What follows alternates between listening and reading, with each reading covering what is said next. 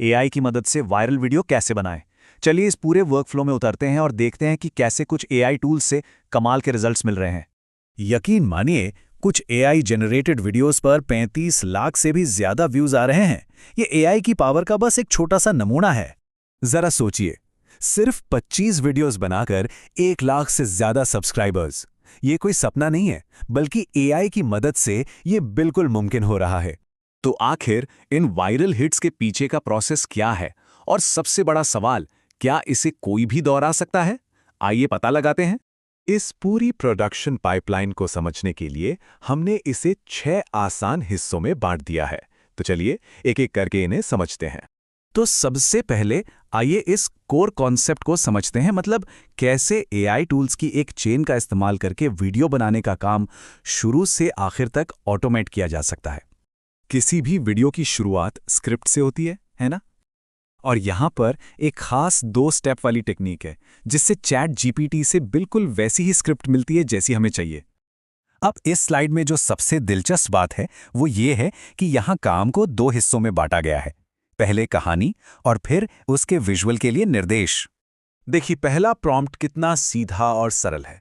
बस एक छोटी इमोशनल कहानी मांगी गई है जो वीडियो की नींव बनेगी।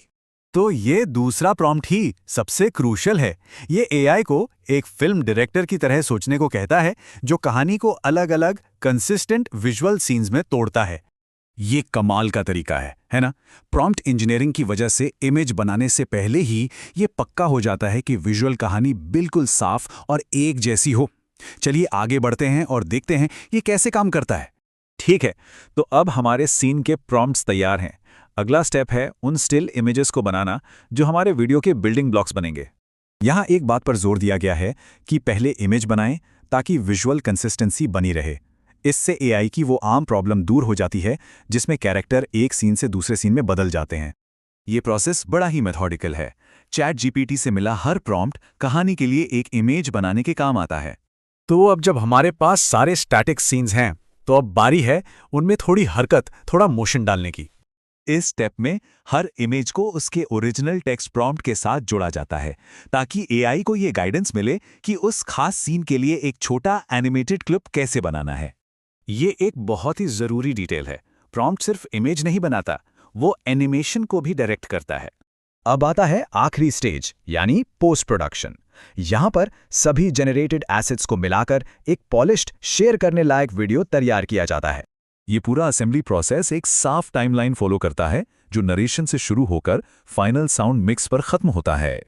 वॉइस ओवर पाने के लिए यहाँ एक बहुत ही क्लेवर तरीका इस्तेमाल किया गया है। एआई जनरेटेड स्पीच को प्ले करके उसे फोन के इंटरनल स्क्रीन रिकॉर्डर से ही रिकॉर्ड कर लिया जाता है। वीडियो एडिटर में इन 3 लेयर्स को एक के ऊपर एक रखा जाता है ताकि फाइनल प्रोडक्ट तैयार हो सके। विजुअल कहानी, कहानी सुनाने वाला नरेशन और emotional sound track. Final sound element यानी म्यूजिक एडिटर में नहीं, बल्कि सबसे आखिर में असल अपलोड प्रोसेस के दौरान जोड़ा जाता है। तो चलिए एक बार इस पूरी टूल चेन को समराइज करते हैं, एक आइडिया से लेके फाइनल वीडियो तक।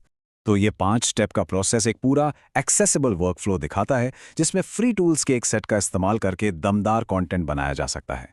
ये वर्कफ्लो बहुत पावरफुल है, और ये हमें एक आखिरी सवाल के साथ छोड़ जाता है कि एआई से चलने वाली इस दुनिया में क्रिएटिविटी का भविष्य कैसा होगा।